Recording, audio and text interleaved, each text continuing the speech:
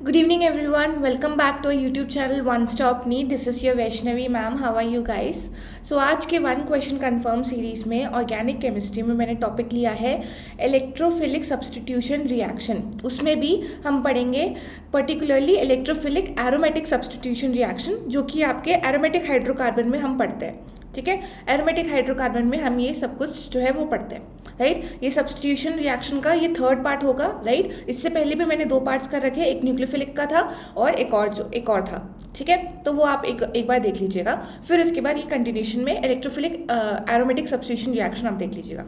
ठीक है, तो इसमें क्या होता है, ऑब्वियसली एक केमिकल रिएक्शन जिसमें इलेक्ट्रोफाइल जो है वो सब्स्टिट्यूट करे एक एटम को ऑर्गेनिक मॉलिक्यूल के, तो वो होता है आपका इलेक्ट्रोफिलिक सब्स्टिट्यूशन रिएक्शन। अब इलेक्ट्रोफिलिक एरोमेटिक सब्स्टिट्यूशन रिएक्शन आपका क्या होता है, केमिकल रिएक्शन इन विच जो आपका इलेक्ट्रोफाइल है वो एक एटम को सब्स्टिट्यूट करे which is attach to the aromatic ring directly.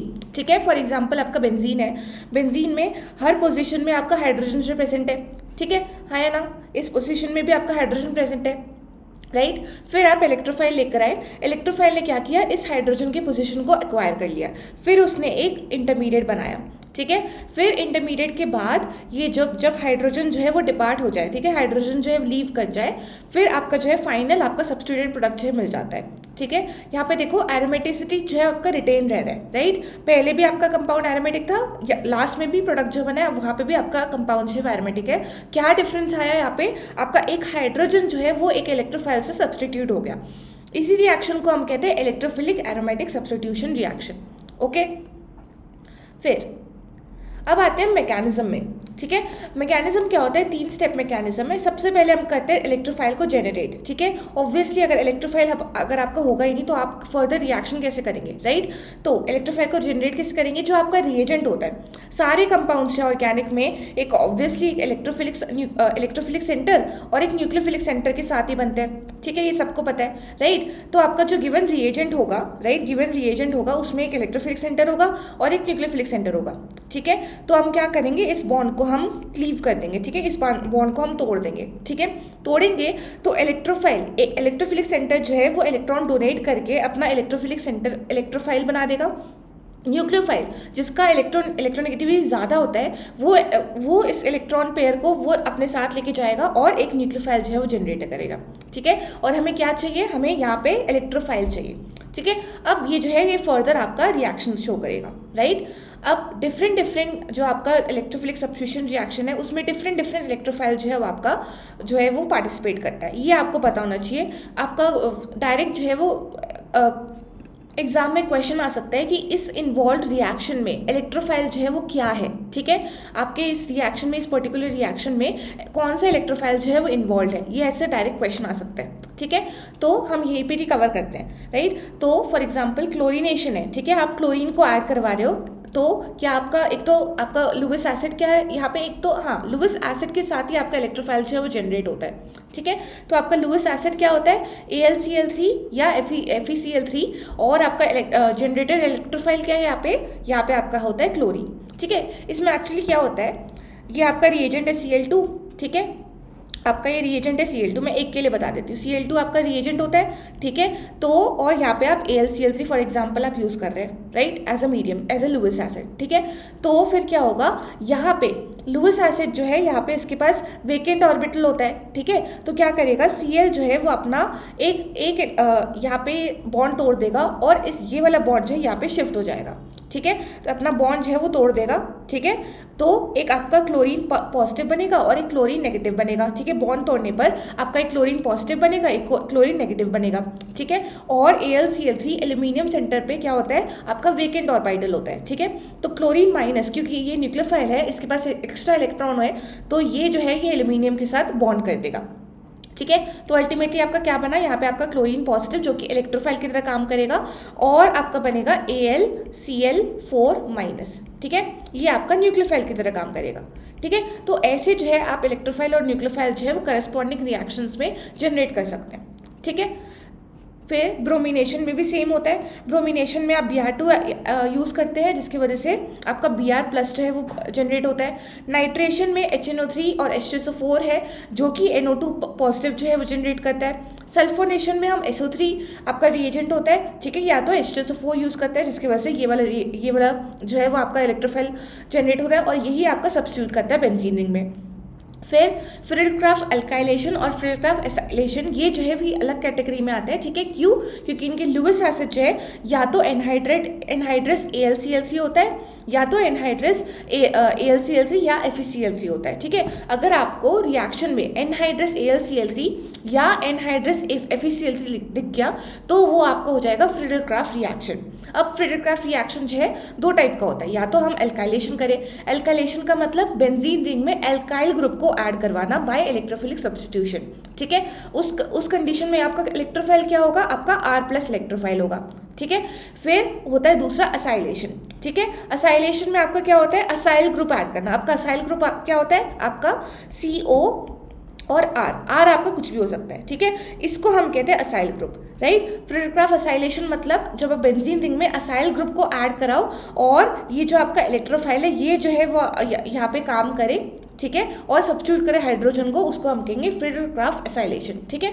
यहाँ पे आपके सारे एग्जाम्पल जो है कवर हो गए, राइट। डायरेक्ट आपका रिएक्शन बेस्ड क्वेश्चन में आपका ये जो है वो आ सकता है, ठीक है। बेंजीन दे देंगे, रिएजेंट दे देंगे, आपको करस्पॉन्डिंग प्रोडक्ट जो है बनाना है, ओके।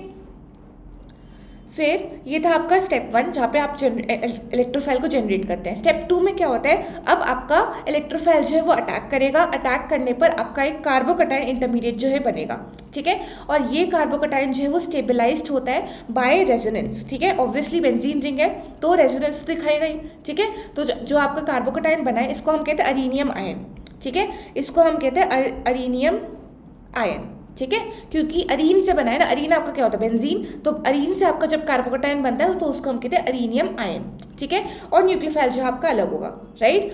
अब क्या करना है? अब मेरे को ये देखो, अब ये एरोमेटिक नहीं है, राइट। ये देखो यहाँ पे पहले sp2 था, अब ये जो है एटम sp3 बन गया, ठीक है। अब जो है वो एरोमेटिसिटी हिंडर हो गई, ठीक है। अब ये क्या एरोमेटिसिटी और रेजोनेंस को कंपेयर करो तो एरोमेटिसिटी से वो ज़्यादा स्टेबलाइज्ड होगा, राइट। तो ऑब्वियसली उसकी टेंडेंसी है कि वापस ये एरोमेटिसिटी को वापस गेन करे, ठीक है। तो क्या होगा नेक्स्ट स्टेप में? आप क्या होगा? एरोमेटिसिटी को गेन करेगा, ठीक है। न्यूक्लियोफाइल यहाँ पे अटैक करेगा हाइड्रोजन पर और यहाँ पे ये अपने बॉन्ड पेयर ऑफ इलेक्ट्रॉन दे देगा और हाइड्रोजन जो है वो क्लीव कर देगा और H न्यूक्लियोफाइल बनेगा और यहाँ पे आपका इलेक्ट्रोफाइल जो है वो आ जाएगा, ठीक है। और ये आपका फाइनल प्रोडक्ट है जहाँ पे इलेक्ट्रोफाइल जो है वो सब्स्टिट्यूट कर रहे हैं हाइड्रोजन को, ठीक है। 3 स्टेप्स आपको क्लियर, राइट। सबसे पहले इलेक्ट्रोफाइल को जनरेट करो, करस्पॉन्डिंग इलेक्ट्रोफाइल को जनरेट करो, फिर उसके बाद कार्बोकटायन इंटरमीडिएट बनाओ, अरीनियम कार्बोकटायन बनाओ, ठीक है।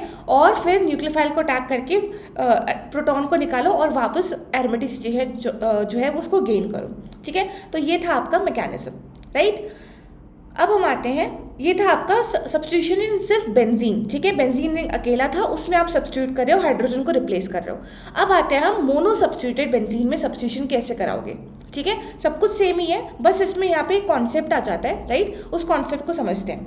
अब देखो आपका बेंजीन रिंग है और पहले से ही आपका एक ग्रुप जो है वो प्रेजेंट है, ठीक है। अब ये ग्रुप, ठीक है, डिफरेंट रोल जो है वो प्ले करेगा। क्या क्या रोल प्ले कर सकता है? ये क्या करता है? आपका जो इनकमिंग इलेक्ट्रोफाइल है, ठीक है, इलेक्ट्रोफाइल सब्स्टिट्यूशन कराओगे, इलेक्ट्रोफाइल जो है यहाँ पे आएगा, ठीक है। अब इसके पास पॉसिबल कितने पोजीशंस हुए?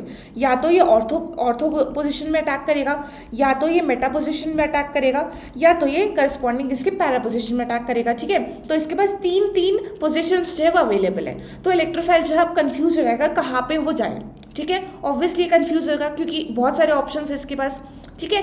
तो ये जो ग्रुप है ये इस इलेक्ट्रोफाइल को गाइड करेगा और बोलेगा कि इस वाले रीजन में तू आ और अटैक कर और वहाँ पे सब्स्टिट्यूट कर दे हाइड्रोजन को, ठीक है। ये रोल होता है आपका ग्रुप का, ठीक है। मोनो सब्स्टिट्यूटेड बेंजीन में एक पहले से ग्रुप प्रेजेंट होता है, ठीक है। कोई सा भी ग्रुप हो सकता है, हम आगे बढ़ते हैं उस ग्रुप के बारे में, ठीक है। तो और ये ग्रुप जो है वो इनकमिंग इलेक्ट्रोफाइल को वो मीडिएट करता है कि कहाँ पे जाके वो अटैक करे, कहाँ पे जाके वो अपना घर बसाए, ठीक है। तो क्या लिखा है यहाँ पे? It directs incoming electrophile to occupy ortho para या मेटा पोजिशन, ठीक है।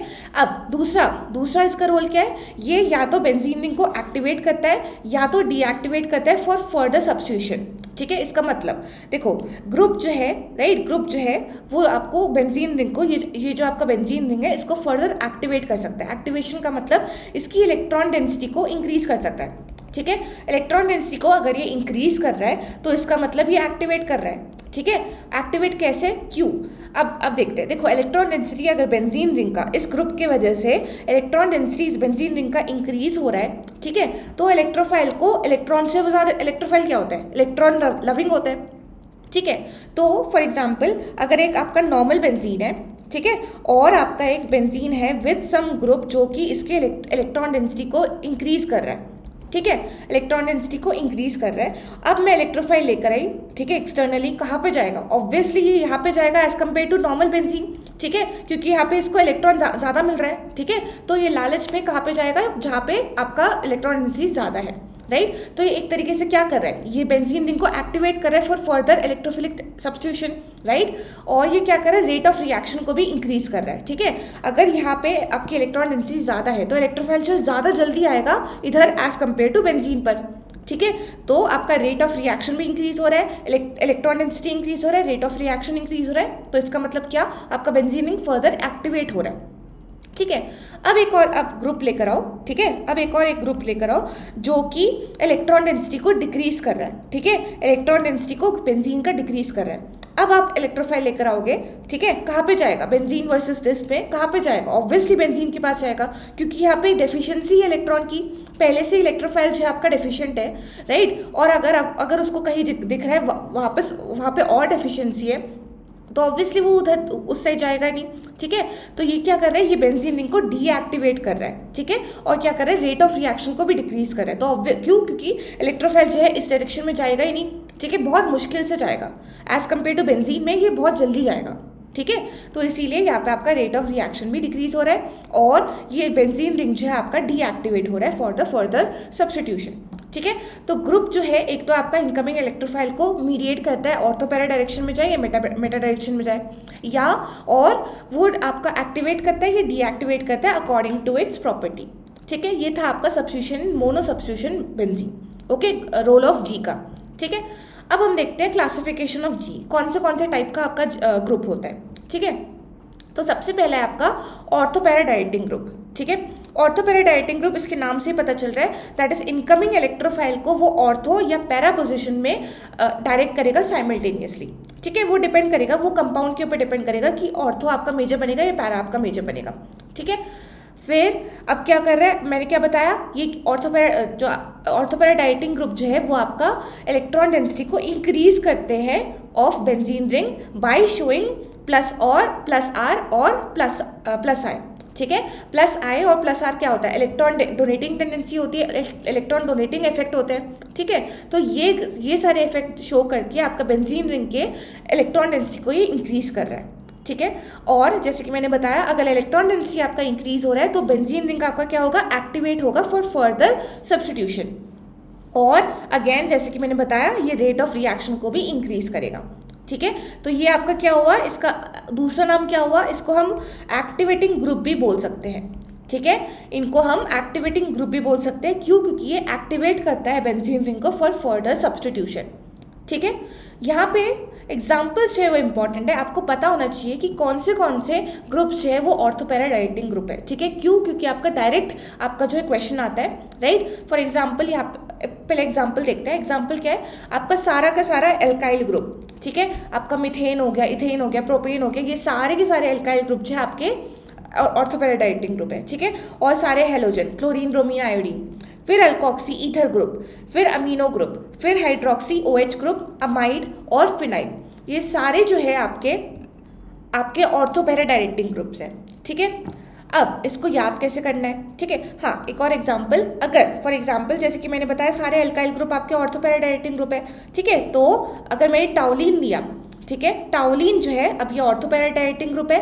अब इसमें कोई भी आप इलेक्ट्रोफिलिक सब्स्टिट्यूशन कराओ, जो मैंने एग्जांपल्स बताए उनमें से कोई सा भी इलेक्ट्रोफिलिक सब्स्टिट्यूशन बनाओ, तो यहाँ पे ये दो पॉसिबल देगा आपका प्रोडक्ट, या तो ये ऑर्थो पोजिशन में जाएगा या तो ये करस्पॉन्डिंग इसके पैरा पोजिशन में जाएगा, ठीक है। तो और इसकी स्टेबिलिटी डिपेंड करेगा, राइट। अगर और इसमें तो यूजुअली हमारा पैरा ही आपका मेजर होता है, क्यों? क्योंकि एक तो आपका मॉलिक्यूल सिमेट्रिकल होता है और दूसरा यहाँ पे आपका स्टेरिक हिंड्रेंस है वो कम होता है एज कम्पेयर टू हेयर। यहाँ पे आपका स्टेरिक हिंड्रेंस है बहुत ज़्यादा है, राइट। CH3 पहले से बहुत बड़ा ग्रुप है और इलेक्ट्रोफाइल भी अपना खुद का बड़ा ग्रुप होगा, ठीक है। तो यहाँ पे एक दूसरे को ये रिपेल करेंगे, ये रिपल्शन की वजह से ये वाला कंपाउंड, ये ऑर्थो कंपाउंड है आपका अनस्टेबल होगा as compare to para. Para में क्योंकि आपके दोनों ग्रुप्स जो है CH3 ग्रुप और इलेक्ट्रोफाइल दोनों जो है वो बहुत ज़्यादा डिस्टेंस में होते हैं, तो ये जो है आपका स्टेबल बनता है, ठीक है। अब आते हैं, अब इस रिएक्शन, अब इसको कैसे आप याद करोगे? तो आपको ये बस निमोनिक याद करना है, दैट इज AHA कैसे बोलोगे? आहा आहा पी, ठीक है। इसका मतलब फॉर एग्जाम्पल अब जब आप चाय पीते हो, ठीक है, और चाय जो है बहुत अच्छी बनी है तो आप क्या बोलते हैं? आहा, ठीक है। तो इसीलिए चाय आहा आहा पी, राइट। तो alkoxy, halogen, alkyl, amino, hydroxy amide और फिनाइल, ठीक है। ये आपके एग्जाम्पल्स है। आप कैसे याद कर सकते हैं? अपने आप को चाय पीने का फीलिंग दो और आपको ऑर्थोपैराडाइटिंग ग्रुप से है वो आपको याद हो जाएंगे, ठीक है। एक और बात मैं बोल देती हूँ, ऑर्थोपैराडाइटिंग अगर आपको ये याद नहीं हो रहा तो आप सिंपल तरीके से कैसे याद कर सकते हैं? कोई भी ग्रुप में, ठीक है, कोई भी ग्रुप में सिर्फ और सिर्फ सिंगल बॉन्ड प्रेजेंट हो ना, सिर्फ और सिर्फ सिंगल बॉन्ड प्रेजेंट हो तो वो हमेशा आपके ऑर्थोपैराडाइटिंग ग्रुप्स होते हैं, ठीक है। कैसे? फॉर एग्जाम्पल जैसे कि मैं अल्कोक्सी ले लूँ, ठीक है। अल्कोक्सी में क्या O और सिंगल बॉन्ड R होता है, ठीक है। तो ये भी आपका ऑर्थोपैराडाइटिंग ग्रुप है। फॉर एग्जाम्पल मैं OH ले लूँ, ठीक है, हाइड्रोक्सी ले लूँ, यहाँ पे भी आपका सिंगल बॉन्ड है, ठीक है। फॉर एग्जाम्पल मैं NH2 ले लूँ, NH2 में भी सारे N जो है वो हाइड्रोजन के सिंगल बॉन्ड के साथ जुड़े हुए होते हैं, ठीक है। तो इसीलिए आपके जो है ये होते हैं ऑर्थोपैराडाइटिंग ग्रुप, राइट। फिर आते हैं हम मेटाडाइटिंग ग्रुप्स में, ठीक है। मेटाडाइटिंग ग्रुप्स जो है वो आपके, जैसे कि मैंने बताया, जैसे कि यहाँ उसके नाम से पता चल रहा है, ये मेटा पोजिशन में ये मीडिएट करते हैं, ठीक है। और ये इलेक्ट्रॉन डेंसिटी को डिक्रीज करते हैं बाय शोइंग -R और +R इफेक्ट। और जैसे कि मैंने बताया -R + क्या है? इलेक्ट्रॉन विड्रॉइंग टेंडेंसी होती है, इलेक्ट्रॉन विड्रॉइंग इफेक्ट होता है। तो बेंजीन रिंग के इलेक्ट्रॉन डेंसिटी को डिक्रीज करेंगे और वो डीएक्टिवेट करेंगे फॉर फर्दर सब्स्टिट्यूशन। अगर डीएक्टिवेट कर रहा है तो रेट को वो डिक्रीज करेगा, ठीक है। तो इसलिए इनको हम डीएक्टिवेटिंग ग्रुप भी बोलते हैं, ठीक है। इनका दूसरा नाम क्या है? इनका है डीएक्टिवेटिंग ग्रुप्स, ठीक है। अब इसका एग्जाम्पल्स, ठीक है। एग्जाम्पल में फॉर एग्जाम्पल सारे क्वाटरनरी अमीन, एस्टर, सल्फोनिक एसिड, नाइट्रो, ठीक है, carbonyl compounds, carboxyl compound CN, ये सारे जो है आपके एग्जाम्पल्स हैं। अब इसको याद कैसे करना है? इसमें बस आपको दो बातें याद करनी है। एक आपको पता होना चाहिए क्वीन एलिजाबेथ, उनको याद कर लो, और उनकी नेवी, उनको याद कर लो, ठीक है। फिर क्या करना है? क्वीन एलिजाबेथ सेकेंड नेवी, ठीक है, दूसरी नेवी, वो क्या करती है? वो कमांड, कंट्रोल और कम्युनिकेट करती है, ठीक है। बस ये आपको याद करना है, क्वीन एलिजाबेथ, ठीक है, उनकी जो सेकेंड नेवी है वो जो है वो कमांड, कंट्रोल और कम्युनिकेट करते हैं, और उनकी करस्पॉन्डिंग जो है यहाँ पे लिख रखे हैं, तो आप जो है वो एक बार देख सकते हैं, राइट। तो ये था ट्रिक। अब अगर आपको ट्रिक याद नहीं है, ठीक है, और आपको एग्जाम्पल्स याद नहीं है, तब कैसे याद करोगे? तब आप याद कर सकते हो, इसमें देखो जो आपका ग्रुप्स होता है ना, यहाँ पे सिंगल बॉन्ड नहीं होता, बट हमेशा डबल या ट्रिपल बॉन्ड जो है वो प्रेजेंट होता है, ठीक है। इन सारे ग्रुप्स में या तो आपका डबल या ट्रिपल बॉन्ड जो है प्रेजेंट होता है, ठीक है। फॉर एग्जाम्पल किसको लेते हैं? नाइट्रो को लेते हैं, ठीक है। आपका नाइट्रो है, नाइट्रो कैसा होता है? ये होता है, ठीक है। देखो NO में डबल बॉन्ड आ रहा है, ठीक है। तो ये आपका क्या होगा? मेटाडाइटिंग ग्रुप्स, ठीक है। तो सारे के सारे नाइट्राइल ले लो, C ट्रिपल बॉन्ड है, ठीक है। यहाँ पे क्या है? आपका ट्रिपल बॉन्ड है, ठीक है। तो इसीलिए मेटाडाइटिंग ग्रुप बन जाते हैं, ओके। तो ये था याद करने का आपका एग्जाम्पल्स, ठीक है, याद करने की टेक्निक सारा बता दिया। अब हम करते हैं क्वेश्चंस, ठीक है। ये 2 क्वेश्चंस आपके आए थे फॉर ये सारे इलेक्ट्रोफिलिक सब्स्टिट्यूशन रिएक्शन, और वो भी ऑर्थोपैराडाइटिंग ग्रुप्स के ऊपर डिपेंड, ऑर्थोपैराडाइटिंग और मेटाडाइटिंग ग्रुप्स के ऊपर, ठीक है। फॉर एग्जाम्पल यहाँ पे लिखा है, यहाँ पे बता दिया है, यहाँ पे सारे आपके मेटाडाइटिंग ग्रुप है, ठीक है। और which of them is most deactivating, ठीक है। यहाँ पे आप कैसे चेक करोगे? यहाँ पे आप सबसे पहले क्या करना, पहले वाले एटम्स को निकाल लो, ठीक है। पहले वाले एटम सारे मार्क कर लिए। अब इनमें से सबसे ज़्यादा इलेक्ट्रोनेगेटिव कौन है? सबसे ज़्यादा इलेक्ट्रोनेगेटिव आपका नाइट्रो है, इसीलिए ये आपका -I और -R दिखा के, -I और -R जो है वो स्ट्रॉन्ग -I दिखाएगा, ठीक है। इसीलिए ये आपका मोस्ट डीएक्टिवेटिंग इन नेचर है, इसीलिए स्ट्रॉन्ग है, ये आपका मेटाडाइटिंग प्रोडक्ट्स ही देगा, ठीक है, तो इसलिए इसका आंसर है बी। ओके, फिर नेक्स्ट क्वेश्चन देखो, which of the following will not undergo Friedel Crafts reaction. Friedel Crafts reaction जो है वो आपका इलेक्ट्रोफिलिक सब्स्टिट्यूशन रिएक्शन है। ठीक है, अब एक एक को देख के, एक है आपका नाइट्रोबेंजीन, फिर टाउलिन, फिर क्यूमीन और जाइलिन। ठीक है, टाउलिन में आपका क्या होता है, CH3 ग्रुप होता है। ठीक है, क्यूमीन में आपका होता है आइसोप्रोपाइल ग्रुप। ठीक है, इसको हम कहते हैं आइसोप्रोपाइल ग्रुप। और जाइलिन क्या होता है, जब आप बेंजीन रिंग में, ठीक है, बेंजीन रिंग में 2 CH3 ग्रुप एक साथ डाल दो ना, उसको हम कहते हैं जाइलिन। ठीक है, अब देखो, और नाइट्रोबेंजीन सबको पता है। अब देखो, टाउलिन, क्यूमीन और जाइलिन, इन तीनों में आपका क्या है, अल्काइल ग्रुप है। ठीक है, तो अल्काइल ग्रुप मैंने जैसे कि बताया, अल्काइल ग्रुप जो है वो आपका क्या है, वो ऑर्थोपैरा डायरेक्टिंग ग्रुप है, जो कि एक्टिवेट करता है for this electrophilic substitution group. ठीक है, अब ए पे देखो, ए पे क्या है आपका, नाइट्रोबेंजीन, तो कौन सा ग्रुप है, NO2 ग्रुप। ठीक है, अब ये क्या है, ये मेटा डायरेक्टिंग ग्रुप है, और ये क्या करेगा, ये डीएक्टिवेट करेगा, इलेक्ट्रॉन डेंसिटी को डिक्रीज करेगा। तो इसीलिए यहाँ पे फ्रीडरक्राफ्ट रिएक्शन जो है वो होगा, बट बहुत कम रेट में होगा एज कम्पेयर टू BCD में। ठीक है, इसीलिए ये वाला आपका ऑप्शन सही है, because it won't go under Friedel Crafts reaction, because it shows deactivating nature, और वो जो है मेटा डायरेक्टिंग ग्रुप्स होते हैं। ठीक है, ये रेट ऑफ रिएक्शन को डिक्रीज करते हैं, बाकी सब जो है रेट ऑफ रिएक्शन को इंक्रीज करते हैं। तो यहाँ पे आपका होगा, बट नाइट्रोबेंजीन में जो बहुत मुश्किल से, बहुत डिफिकल्टी से होगा, ऑलमोस्ट नहीं होगा ये रिएक्शन। ठीक है, तो इसीलिए आपका ऑप्शन यहाँ पे, आंसर यहाँ पे ए है, राइट। तो ऐसे क्वेश्चंस आएंगे, ऑर्थोपैरा डायरेक्टिंग ग्रुप्स के ऊपर ही ज़्यादा क्वेश्चंस आएंगे। तो मैंने आपको ट्रिक भी बता दी कैसे आप उसको याद कर सकते हैं, राइट। तो thank you everyone, I hope this video helps. हमारे चैनल को सब्सक्राइब करिए, लाइक करिए, एंड प्लीज़ टू कमेंट आपको कौन से टॉपिक के ऊपर नेक्स्ट वीडियो चाहिए, ताकि मैं उसके ऊपर वीडियो बना पाऊँ। Thank you so much, and please अपने जो फ्रेंड्स हैं उनको भी बताइए इस वीडियो सेशन के बारे में, ताकि उनको भी हेल्प मिले। Thank you, bye bye.